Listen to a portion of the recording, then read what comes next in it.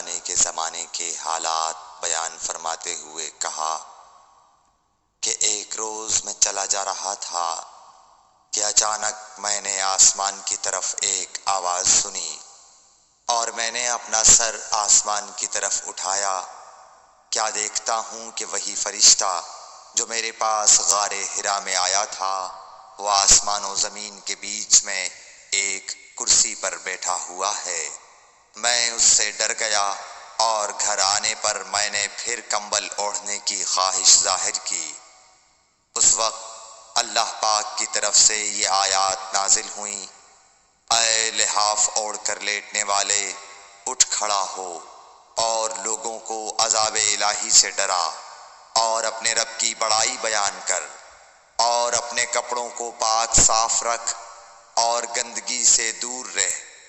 اس کے بعد وہی تیزی کے ساتھ پے در پے آنے لگی۔ صحیح بخاری حدیث نمبر 4۔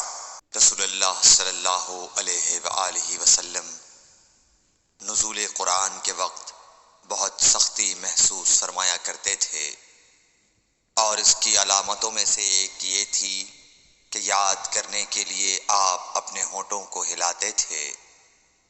ابن عباس رضی اللہ تعالیٰ عنہ نے کہا، میں اپنے ہونٹوں کو ہلاتا ہوں جس طرح آپ ہلاتے تھے۔ سعید کہتے ہیں میں بھی اپنے ہونٹ ہلاتا ہوں جس طرح ابن عباس رضی اللہ تعالیٰ عنہ کو میں نے ہلاتے دیکھا۔ پھر انہوں نے اپنے ہونٹ ہلائے۔ ابن عباس رضی اللہ تعالیٰ عنہ نے کہا، پھر یہ آیت اتری کہ اے محمد، قرآن کو جلد جلد یاد کرنے کے لیے اپنی زبان نہ ہلاؤ، اس کا جمع کر دینا اور پڑھا دینا ہمارا ذمہ ہے۔ حضرت ابن عباس رضی اللہ تعالیٰ عنہ کہتے ہیں، یعنی قرآن آپ صلی اللہ علیہ وآلہ وسلم کے دل میں جمع دینا اور پڑھا دینا ہمارے ذمہ ہے۔ پھر جب ہم پڑھ چکے تو اس پڑھے ہوئے کی اتباع کرو۔ ابن عباس رضی اللہ تعالیٰ عنہ فرماتے ہیں، اس کا مطلب یہ ہے آپ اس کو خاموشی کے ساتھ سنتے رہو، اس کے بعد مطلب سمجھا دینا ہمارے ذمہ ہے۔ پھر یقیناً یہ ہماری ذمہ داری ہے کہ آپ اس کو پڑھو، یعنی اس کو محفوظ کر سکو۔ چنانچہ اس کے بعد جب آپ کے پاس حضرت جبرائیل علیہ السلام وحی لے کر آتے تو آپ توجہ سے سنتے۔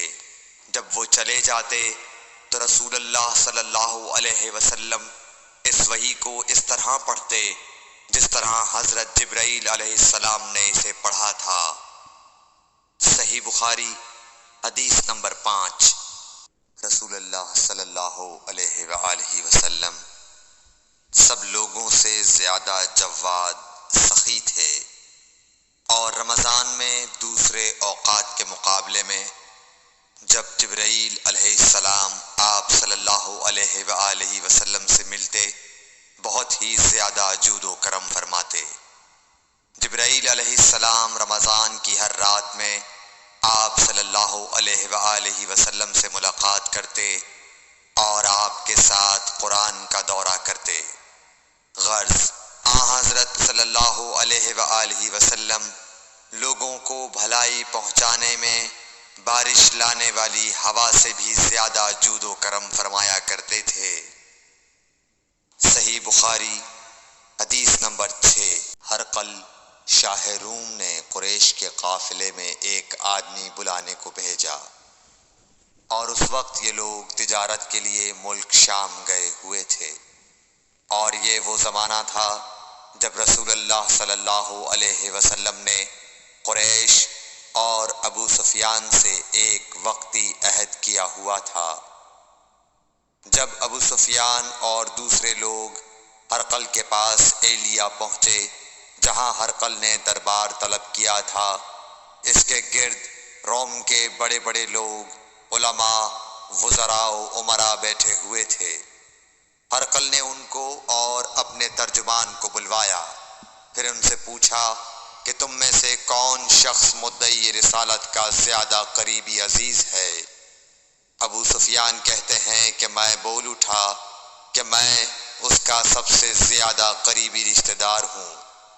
یہ سن کر ہرقل نے حکم دیا کہ اس ابو سفیان کو میرے قریب لا کر بٹھاؤ اور اس کے ساتھیوں کو اس کی پیٹھ کے پیچھے بٹھا دو۔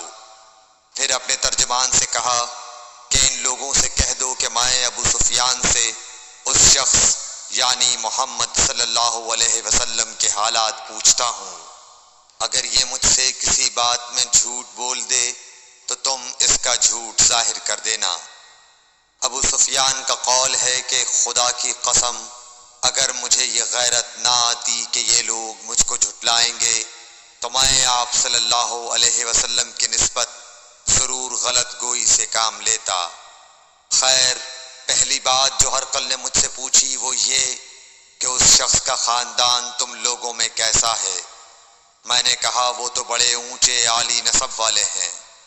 کہنے لگا اس سے پہلے بھی کسی نے تم لوگوں میں ایسی بات کہی تھی؟ میں نے کہا نہیں۔ کہنے لگا اچھا اس کے بڑوں میں کوئی بادشاہ ہوا ہے؟ میں نے کہا نہیں۔ پھر اس نے کہا بڑے لوگوں نے اس کی پیروی اختیار کی ہے یا کمزوروں نے؟ میں نے کہا نہیں، کمزوروں نے۔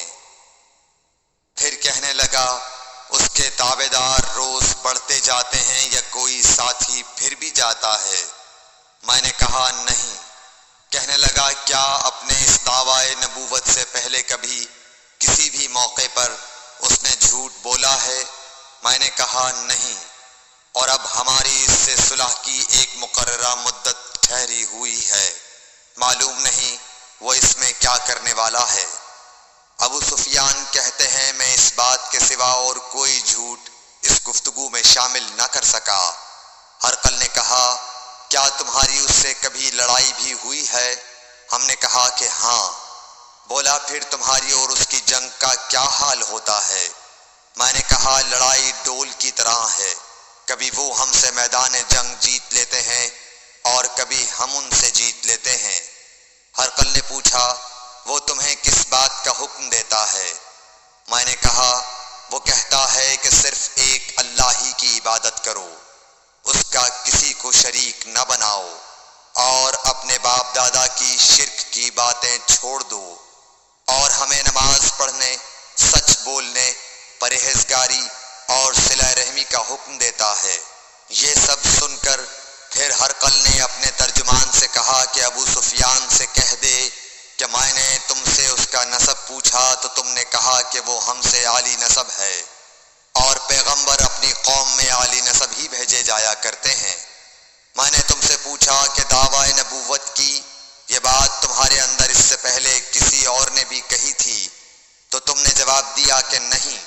تب میں نے اپنے دل میں کہا کہ اگر یہ بات اس سے پہلے کسی اور نے کہی ہوتی تو میں سمجھتا کہ اس شخص نے بھی اسی بات کی تقلید کی ہے جو پہلے کہی جا چکی ہے۔ میں نے تم سے پوچھا کہ اس کے بڑوں میں کوئی بادشاہ بھی گزرا ہے تو تم نے کہا کہ نہیں۔ تو میں نے دل میں کہا کہ ان کے بزرگوں میں سے کوئی بادشاہ ہوا ہوگا تو کہہ دوں گا کہ وہ شخص اس بہانے اپنے آباء و اجداد کی بادشاہت اور ان کا ملک دوبارہ حاصل کرنا چاہتا ہے۔ اور میں نے تم سے پوچھا کہ اس بات کے کہنے یعنی پیغمبری کا دعویٰ کرنے سے پہلے تم نے کبھی اس کو دروغ گوئی کا الزام لگایا ہے؟ تم نے کہا کہ نہیں۔ تو میں نے سمجھ لیا کہ جو شخص آدمیوں کے ساتھ دروغ گوئی سے بچے وہ اللہ کے بارے میں کیسے جھوٹی بات کہہ سکتا ہے۔ اور میں نے تم سے پوچھا کہ بڑے لوگ اس کے پیرو ہوتے ہیں یا کمزور آدمی؟ تم نے کہا کمزوروں نے اس کی اتباع کی ہے۔ تو دراصل یہی لوگ پیغمبروں کے متبعین ہوتے ہیں۔ اور میں نے تم سے پوچھا کہ اس کے ساتھی بڑھ رہے ہیں یا کم ہو رہے ہیں؟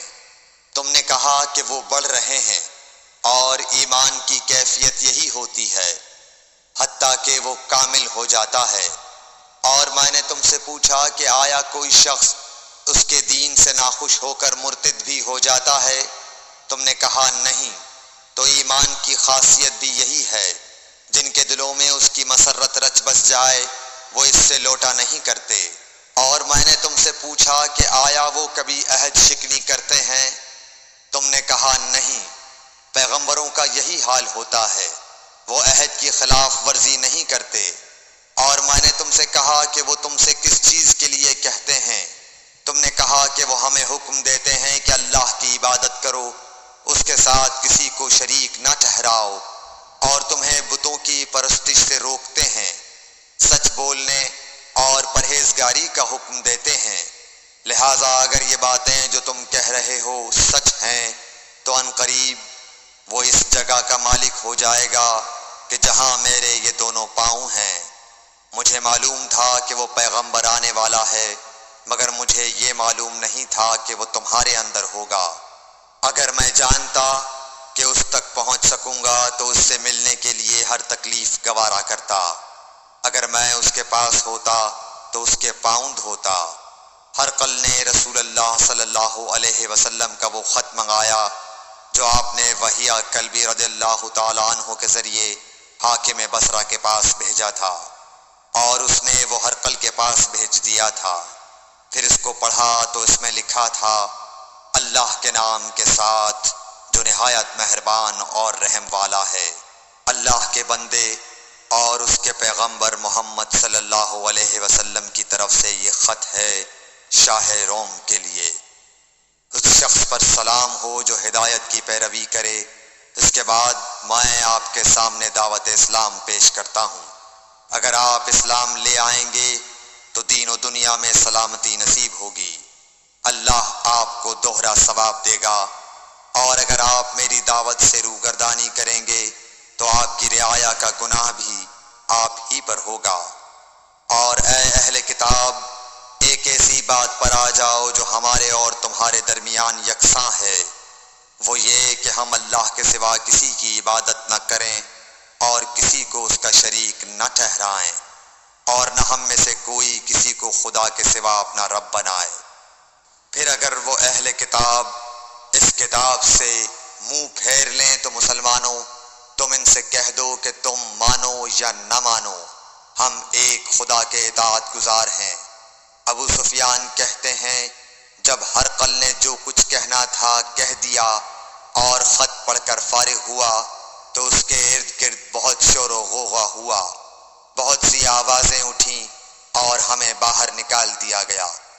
تب میں نے اپنے ساتھیوں سے کہا کہ ابو کبشہ کے بیٹے حضرت صلی اللہ علیہ وسلم کا معاملہ تو بہت بڑھ گیا۔ دیکھو تو اس سے بنی اصفر روم کا بادشاہ بھی ڈرتا ہے۔ مجھے اس وقت سے اس بات کا یقین ہو گیا کہ حضور صلی اللہ علیہ وسلم ان قریب غالب ہو کر رہیں گے، حتیٰ کہ اللہ نے مجھے مسلمان کر دیا۔ راوی کا بیان ہے کہ ابن ناطور ایلیا کا حاکم ہرقل کا مصاحب اور شام کے نصارہ کا لاٹ پادری بیان کرتا تھا کہ ہرقل جب ایلیا آیا ایک دن صبح کو پریشان اٹھا تو اس کے درباریوں نے دریافت کیا کہ آج ہم آپ کی حالت بدلی ہوئی پاتے ہیں، کیا وجہ ہے؟ ابن ناطور کا بیان ہے کہ ہرقل نجومی تھا، علم نجوم میں وہ پوری مہارت رکھتا تھا۔ اس نے اپنے ہم نشینوں کو بتایا کہ میں نے آج رات ستاروں پر نظر ڈالی تو دیکھا کہ ختنہ کرنے والوں کا بادشاہ ہمارے ملک پر غالب آ گیا ہے۔ بھلا اس زمانے میں کون لوگ ختنہ کرتے ہیں؟ انہوں نے کہا کہ یہود کے سوا کوئی ختنہ نہیں کرتا، سو ان کی وجہ سے پریشان نہ ہوں۔ سلطنت کے تمام شہروں میں یہ حکم لکھ بھیجیے کہ وہاں جتنے یہودی ہوں سب قتل کر دیے جائیں۔ وہ لوگ انہی باتوں میں مشغول تھے کہ ہرقل کے پاس ایک آدمی لایا گیا جسے شاہ غسان نے بھیجا تھا۔ اس نے رسول اللہ صلی اللہ علیہ وسلم کے حالات بیان کیے۔ جب ہرقل نے سارے حالات سن لیے تو کہا کہ جا کر دیکھو وہ ختنہ کیے ہوئے ہے یا نہیں۔ انہوں نے اسے دیکھا تو بتلایا کہ وہ ختنہ کیا ہوا ہے۔ ہرقل نے جب اس شخص سے عرب کے بارے میں پوچھا تو اس نے بتلایا کہ وہ ختنہ کرتے ہیں۔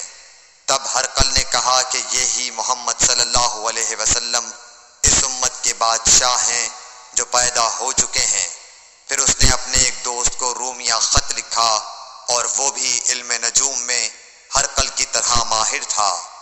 پھر وہاں سے ہرقل حمص چلا گیا۔ ابھی حمص سے نکلا نہیں تھا کہ اس کے دوست کا خط اس کے جواب میں آ گیا۔ اس کی رائے بھی حضور صلی اللہ علیہ وسلم کے ظہور کے بارے میں ہرقل کے موافق تھی کہ محمد صلی اللہ علیہ وسلم واقعی پیغمبر ہیں۔ اس کے بعد ہرقل نے روم کے بڑے آدمیوں کو اپنے حمص کے محل میں طلب کیا اور اس کے حکم سے محل کے دروازے بند کر لیے گئے۔ پھر وہ اپنے خاص محل سے باہر آیا اور کہا، اے روم والو، کیا ہدایت اور کامیابی میں کچھ حصہ تمہارے لیے بھی ہے؟ اگر تم اپنی سلطنت کی بقا چاہتے ہو تو پھر اس نبی صلی اللہ علیہ وسلم کی بیعت کر لو اور مسلمان ہو جاؤ۔ یہ سننا تھا کہ پھر لوگ وحشی گدھوں کی طرح دروازوں کی طرف دوڑے، مگر انہیں بند پایا۔ آخر جب ہرقل نے اس بات سے ان کی یہ نفرت دیکھی اور ان کے ایمان لانے سے مایوس ہو گیا تو کہنے لگا کہ ان لوگوں کو میرے پاس لاؤ۔ جب وہ دوبارہ آئے تو اس نے کہا، میں نے جو بات کہی تھی اس سے تمہاری دینی پختگی کی آزمائش مقصود تھی، سو وہ میں نے دیکھ لی۔ تب یہ بات سن کر وہ سب کے سب اس کے سامنے سجدے میں گر پڑے اور اس سے خوش ہو گئے۔ بالآخر ہرقل کی آخری حالت یہی رہی۔ صحیح بخاری حدیث نمبر 7۔